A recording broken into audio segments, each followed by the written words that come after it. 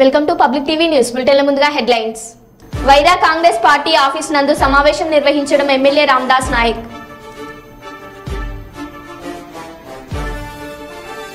Telugu Desam party అన్ని నియోజకవర్గాల్లో విజయం సాధించడం ఖాయం. కర్నూలు జిల్లా టీడీపీ అధ్యక్షుడు తిక్కారెడ్డి.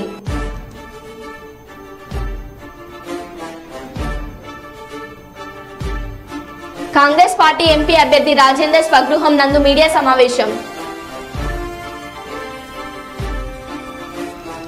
వారణాసిలో Modi road show.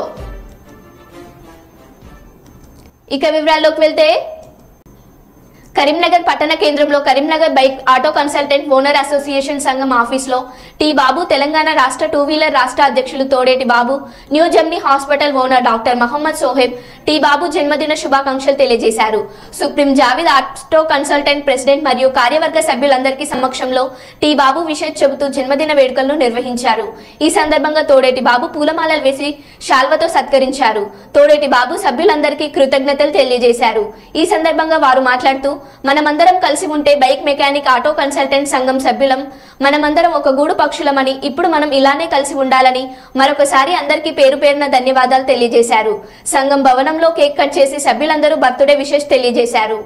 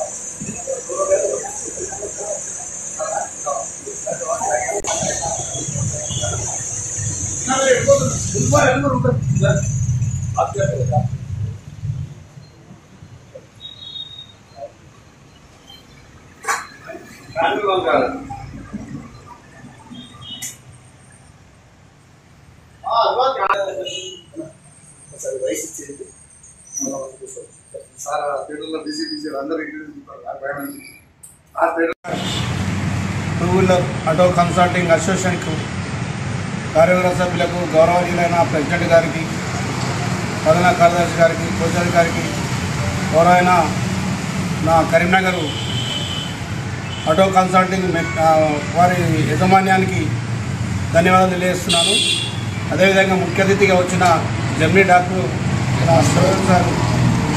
Shoaib sir గారు నాకు ఈ సన్మానం చేయడానికి, నా బర్త్డే విధంగా విషయం చెప్పడానికి వచ్చినందుకు సార్కు ధన్యవాదాలు తెలియజేస్తున్నాం. అదేవిధంగా నాకు ఈరోజు చాలా సంతోషంగా ఉన్నది.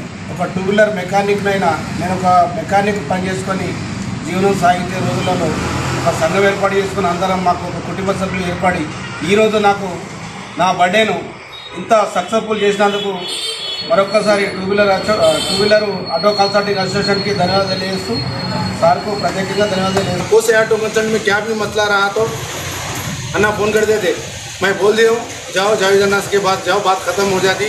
ये वो कामा नहीं, सीधा तरीके से काम कर लो, लीगल काम होता.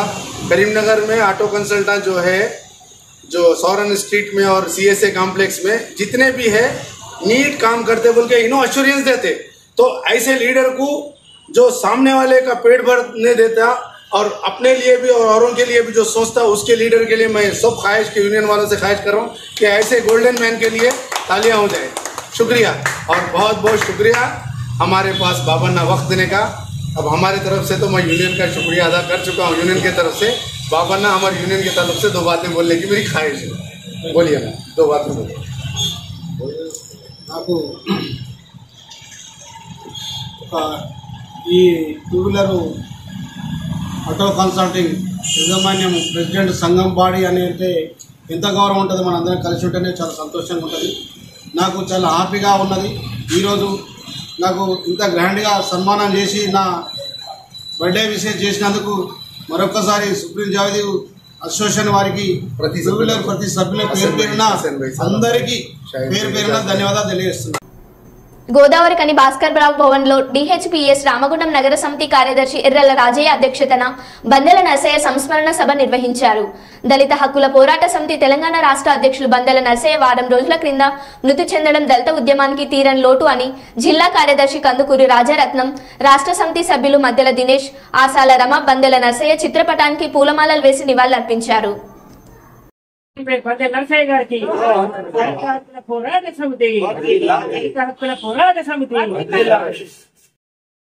దళిత హక్కుల పోరాట సమితి రాష్ట్ర కార్యవర్గ సభ్యులు అధ్యక్షులు కామ్రేడ్ బందెల నర్సయ్య గారు స్వర్గస్థులైనందుకు అతనికి శ్రద్ధాంజలి ఘటించడం జరిగింది. అదేవిధంగా దళిత హక్కుల పోరాట సమితి కోసం రాష్ట్ర లెవెల్ ఆయన చాలా కృషి చేశారు. అలాగే ఆయన కామ్రేడ్ కమ్యూనిస్టు పార్టీలో కూడా ఏఐటీసీల బహుకాలం పనిచేసి చాలా మంచి పేరు తెచ్చుకున్నాడు కొత్తగూడెం జిల్లా. అలాగే ఇప్పుడు బందెల నర్సయ్య సీనియర్ కమ్యూనిస్టు ఎలియేటు రాష్ట్ర స్థాయి దళిత హక్కుల పోరాట సమితి అధ్యక్షులు. వారు స్వర్గస్థులైనందుకు మేము నివాళులర్పించడం జరిగింది. కామ్రేడ్ దళిత హక్కుల పోరాట సమితి జిల్లా అధ్యక్షులు కందుకూరి రాజరత్నం గారు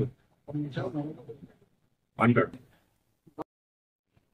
ఈరోజు బందెల నర్సయ్య గారి సంవత్సర సభ భాస్కర్ భవన్లో జరుగుతూ ఉంది. ఈ యొక్క సభకు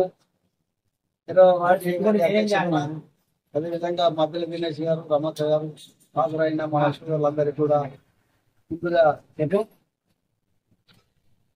నమస్కారం తెలియజేసుకుంటూ బందెల నర్సయ్య గారి మార్చి 21 నాడు ఆయన రాష్ట్ర అధ్యక్షునిగా మార్చి 31 యూనివర్సిటీలో మహాసభలు జరిగిన సందర్భంగా, మొదటి మహాసభలో జరిగిన సందర్భంగా వారిని అధ్యక్షునిగా ఎన్నుకోవడం అనేది జరిగింది. ఇప్పటికీ సంవత్సరం అయిపోయి మార్చి అంటే ఇప్పుడు 2 నెలలు అవుతుంది. ఆర్థిక 14 నెలలు వారు మన దళిత హక్కుల పోరాట సమితిలో పనిచేయడం అనేది జరిగింది. అనారోగ్య రీత్యా హైదరాబాద్లో చనిపోతే వారిని కొత్తగూడెం తీసుకెళ్లి కొత్తగూడెంలో అంతిమ యాత్రలో అంతిమ చాలా సంస్కారాలు చేయడం అనేది జరిగింది. సరే, ఏదేమైనా ప్రజా సంఘాలలో, అందులో భారత కమ్యూనిస్టు పార్టీలో వినలేని సేవ చేసి వారు అక్కడ ఉన్న పరిస్థితులకు అనుకూలంగా పార్టీని, ప్రజా సంఘాలను నడిపిన చరిత్ర బందెల నర్సయ్య గారికి ఉన్నది. వారు విద్యార్థి సంఘం నుండే పోరాటాలు చేసి యువజన సంఘం, పార్టీ, ప్రజా సంఘాలు కూడా బలోపేతం చేసిన చరిత్ర బందెల నర్సయ్య గారికి ఉన్నది.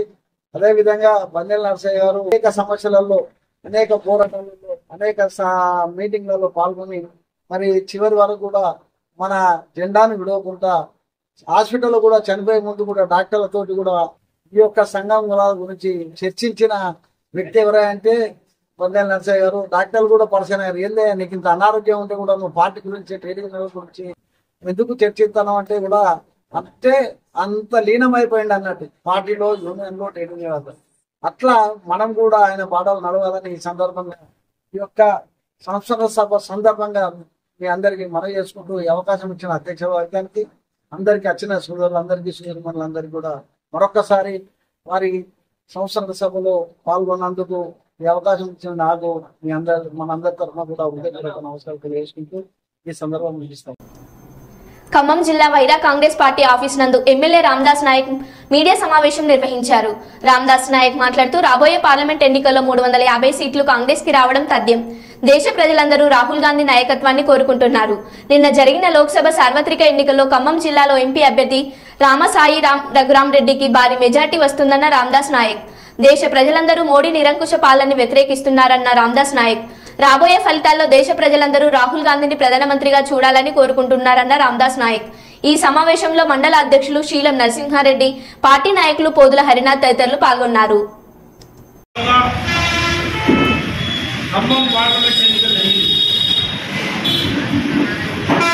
రాహుల్ గాంధీ గారిని ప్రధానమంత్రి చేయడంలో సోనియా గాంధీ గారు రఘురామరెడ్డి గారిని ఖమ్మం పార్లమెంట్ టికెట్ ఇచ్చి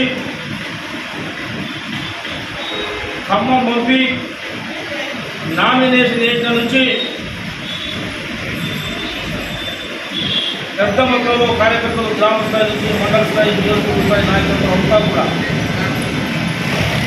కష్టపడి పనిచేసిన సందర్భాలు చూసాం. ఇండియా కూటమి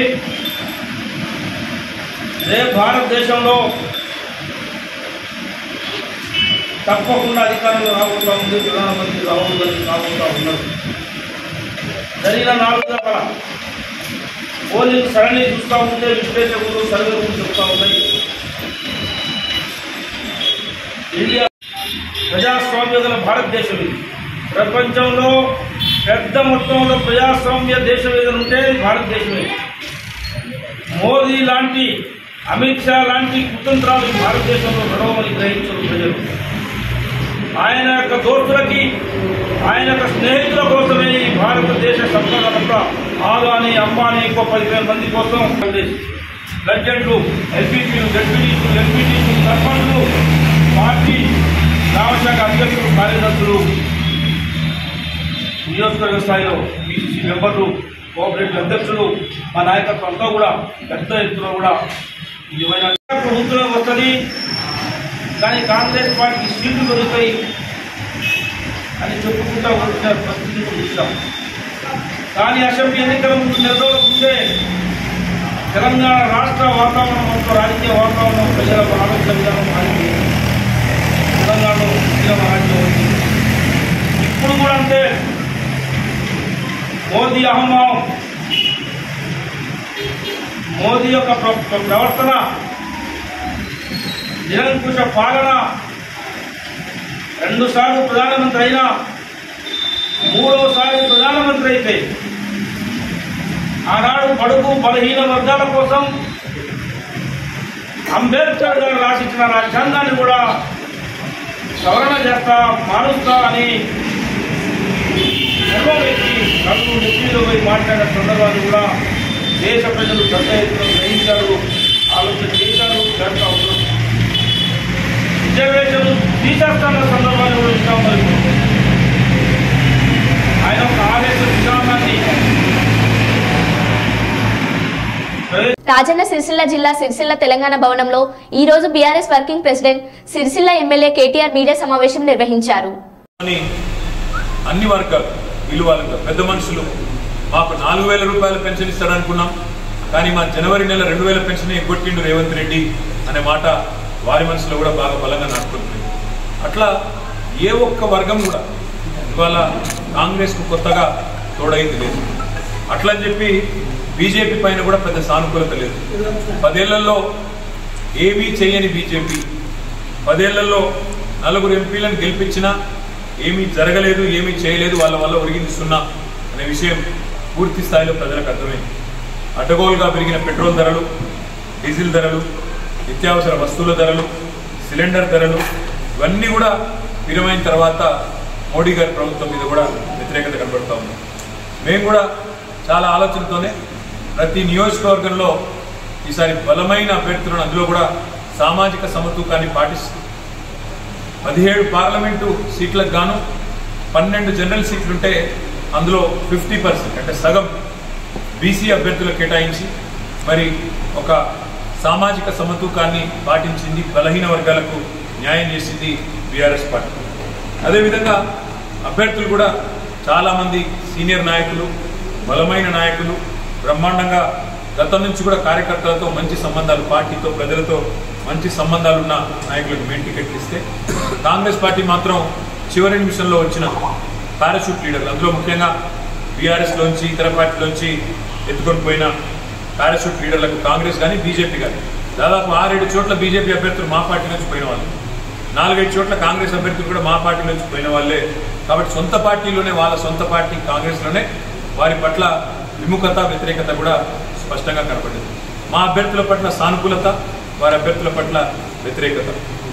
మొదలు ఒక 2 నెలల కిందట అసలు బీఆర్ఎస్కు సీట్లే రావు, ఒక్క సీటు కూడా వస్తే ఎక్కువ అని చెప్పి స్వయంగా ముఖ్యమంత్రి రేవంత్ రెడ్డి ఒక్క సీటన్న గెలుచుకొని చూపెట్టండి అన్న పరిస్థితి నుంచి ఇవాళ 2 జాతీయ పార్టీలకు ముచ్చెమటలు పట్టించే స్థితి నెల రోజుల లోపలనే తెచ్చింది మా గులాబీ దండు, మా గులాబీ సైనికులు అనే మాట కూడా విజ్ఞప్తి చేస్తా ఉంది.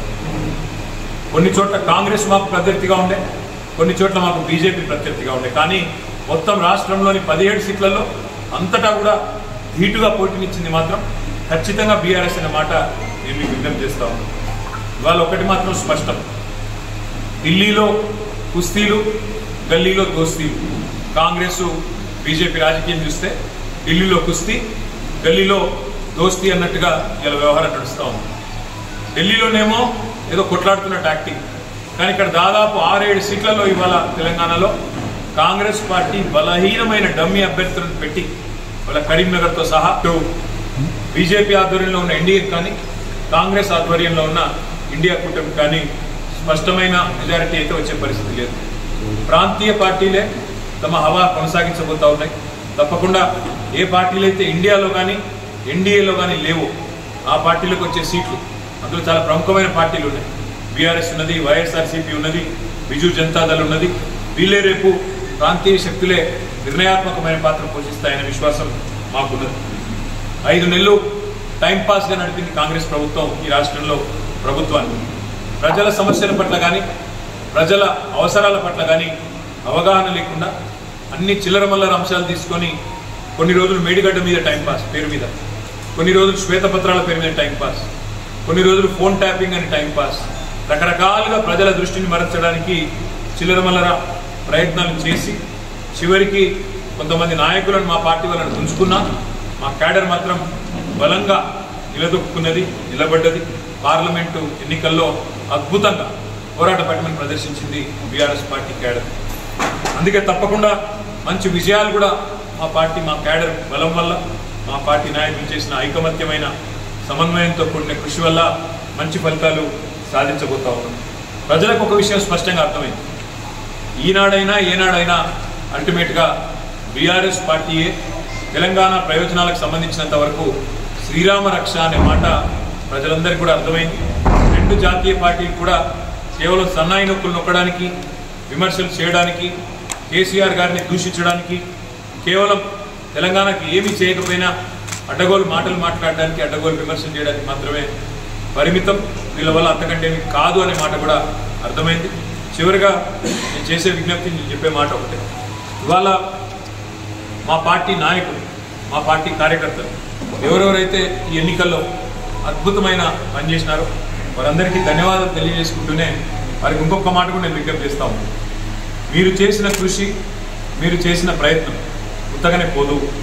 పార్లమెంట్ ఎన్నికల్లో మంచి ఫలితాలతో పాటు, మంచి ఓట్లతో పాటు, సీట్లతో పాటు రేపు పరిషత్ ఎన్నికలు ఉన్నాయి, మండల ప్రజా పరిషత్ ఎన్నికలు ఉన్నాయి, సర్పంచ్ ఎలక్షన్లు ఉన్నాయి, అదేవిధంగా కౌన్సిలర్ ఎన్నికలు ఉన్నాయి. ఇవన్నిటికీ ఒక బలమైన పునాది, ఒక బలమైన మరి ఎఫర్ట్ ఏదైతే మనం చేసినామో తప్పకుండా ఇవన్నిటికీ ఇది ఒక బలమైన ప్రాతిపదికగా మారుతుంది. తప్పకుండా కాంగ్రెస్, బీజేపీ శాయశక్తుల ఎన్ని ప్రయత్నాలు చేసినా వారణాసి ఎన్డీఏకు కంచుకోట భారత ప్రధాని నరేంద్ర మోడీ ముచ్చటగా 3వసారి పార్లమెంట్ అభ్యర్థిగా వారణాసిలో నామినేషన్ వేశారు. 2014, 2019, 2024 వరుసగా 3వసారి వారణాసిలో భారత ప్రధాని నరేంద్ర మోడీ నామినేషన్ వేశారు. ప్రధాని నామినేషన్ కు ఏపీ ఎన్డీఏ కూటమి టీడీపీ, జనసేన అధినేతలు చంద్రబాబు నాయుడు, పవన్ కళ్యాణ్లు వారణాసిలో మోడీని కలిసి అభినందనలు తెలిపారు. వారణాసిలో ప్రధాని నరేంద్ర మోడీ నామినేషన్ వేస్తున్న సందర్భంగా జరిగిన అశేష జనవాహినితో భారీ ఊరేగింపు యావత్ దేశ ప్రజలు కల్లారా వీక్షించడం దేశ ప్రజల్లో హర్షధ్వానాలు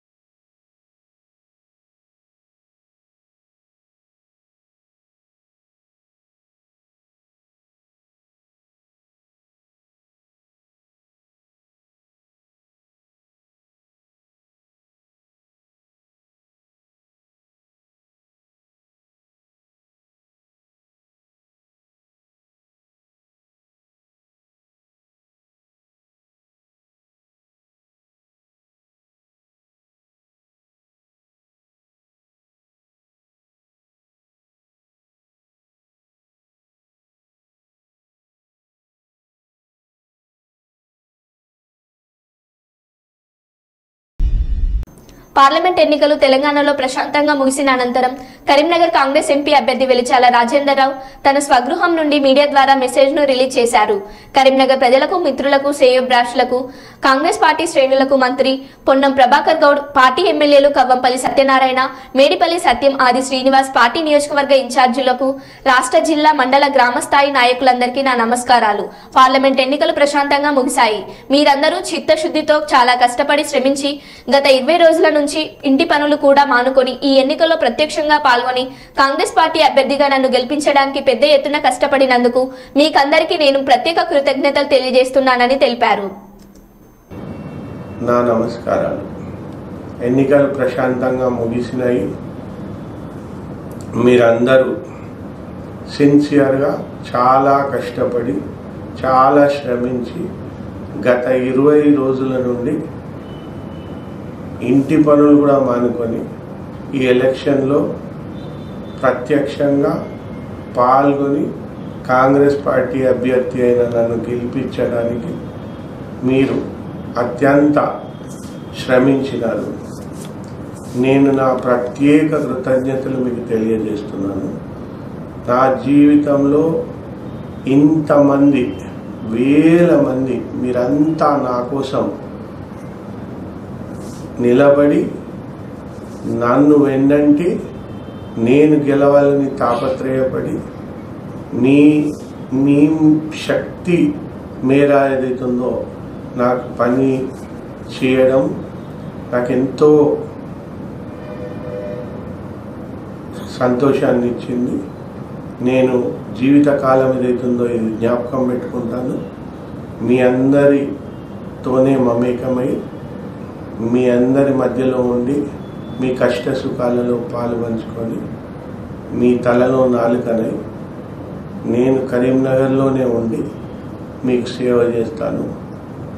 మళ్ళీ ఒకసారి మీ అందరికీ నా ప్రత్యేక కృతజ్ఞతలు. మీ వెలిచాల రాజేందర్రావు. కర్నూలు జిల్లా పాణ్యం నియోజకవర్గంలో వైసీపీ అభ్యర్థి కాటసాని రాంభూపాల్ రెడ్డి కుమారుడు కాటసాని నరసింహారెడ్డి దౌర్జన్యాలకు పాల్పడ్డారని తెదేపా నేతలు ఆగ్రహం వ్యక్తం చేశారు. పోలింగ్ రోజు పాణ్యం నియోజకవర్గంలోని పాలకొల్లులో తెదేపా నేతల ఇండ్లపైకి వైసీపీ నేతలు మరణ ఆయుధాలతో వచ్చి భయాందోళనకు గురి చేయడంతో పాటు వీకర్ సెక్షన్ వద్ద పోలింగ్ బూతులో తెదేపా నేత శివపై దాడికి పాల్పడినట్లు నంద్యాల జిల్లా తెదేపా అధ్యక్షుడు మల్లెల రాజశేఖర్ గౌడ్ తెలిపారు. దాడికి పాల్పడిన వైసీపీ నేతలపై కేసు నమోదు చేయాలని కర్నూలు 4 పట్టణ పోలీస్ స్టేషన్లో ఫిర్యాదు చేసినట్లు ఆయన తెలిపారు. పాణ్యం తెదేపా అభ్యర్థి గౌరు చరితారెడ్డి మాట్లాడుతూ పాణ్యంలో కాటసాని రాంభూపాల్ రెడ్డి ఓటమి ఖాయమన్నారు. దౌర్జన్యానికి పాల్పడిన వారిపై కేసులు నమోదు చేయకుంటే ప్రైవేట్ కేసులు వేస్తామని గౌరు చరితారెడ్డి తెలిపారు. తీసుకొని వచ్చి ప్రజల ఓటర్లను భయభ్రాంతులకు గురి చేస్తుంటే పోలీస్ వ్యవస్థ చూస్తూ నిలబడిపోయినారు, కానీ వాళ్ళని వారించడం ఎక్కడా జరగలేదు. అసలు కార్యకర్తలను ఓటేయనీకి వచ్చిన ప్రజలను కూడా పోలీసులు ఇబ్బందులు పెడుతుంటే కూడా పోలీసులు వాళ్ళని అడ్డుకోకపోవడం చాలా విచిత్రంగా ఉంది. అసలు ఎలక్షన్ కోడ్ ఆఫ్ యాక్ట్ ఉన్నంగా కూడా పోలీసులు ఇట్లా చేయడం అనేది చాలా దిగజారుడుతనము. దీనికి మేము సిగ్గుపడుతున్నాం. ముఖ్యంగా ఎందుకంటే ఇక్కడ పాణ్యం నియోజకవర్గంలో గడిచిన 5 సంవత్సరాల్లో అతను చేసిన కబ్జాలు, అతను చేసిన దౌర్జన్యాలు, అతను చేసిన ఆక్రమణలు ఇవన్నీ దృష్టిలో పెట్టుకొని ప్రజలు స్వచ్ఛందంగా బయటికి వచ్చి ఓట్లు వేయడానికి ముందుకు రావడం జరిగింది.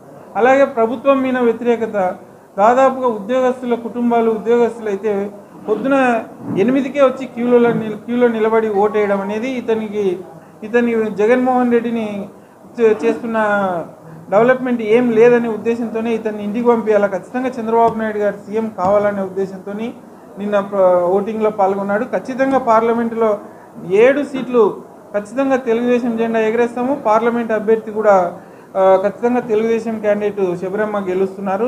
ముఖ్యంగా ఇక్కడ కాటసాని రాంభూపాల్ రెడ్డికి ఖచ్చితంగా రేపు కౌంటింగ్ రోజు 4వ తేదీ భూస్థాపితం అయ్యేది గ్యారంటీ.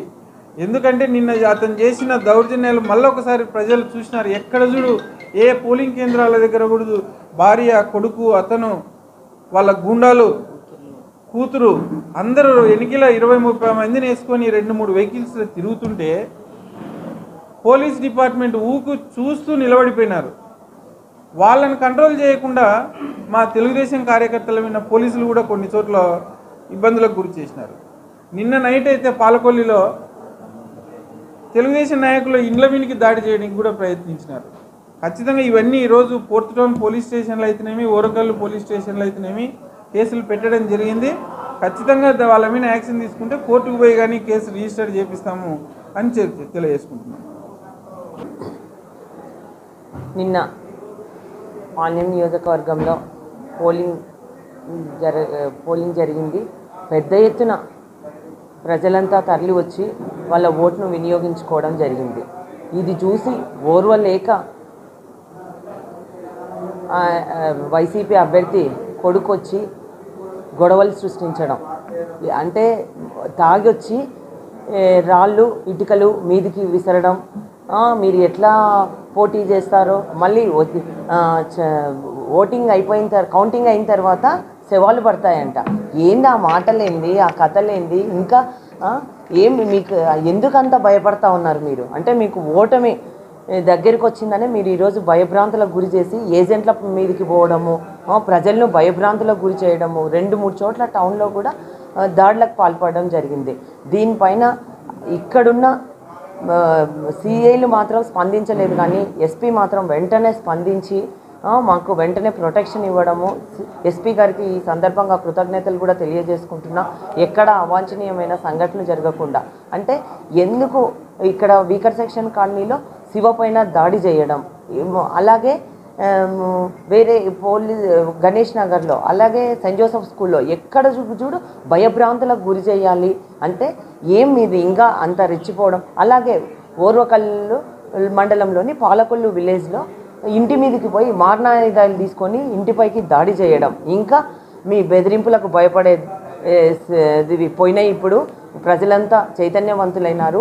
ఇక్కడున్న ప్రభుత్వంపై విసుగు చెంది, అంతేకాకుండా ఇప్పుడున్న ఈ వైసీపీ అభ్యర్థిపై కూడా, వాళ్ళ అనుచరులపై, ఈ భూబకాసులపై కూడా భయపడి ఎప్పుడు ఎలక్షన్స్ వస్తాయా, ఎప్పుడు వీళ్ళని ఇంటికి పంపిద్దామా అని కూడా ఎదురు చూస్తూ ఈరోజు ఓటింగ్లో పాల్గొనడం జరిగింది.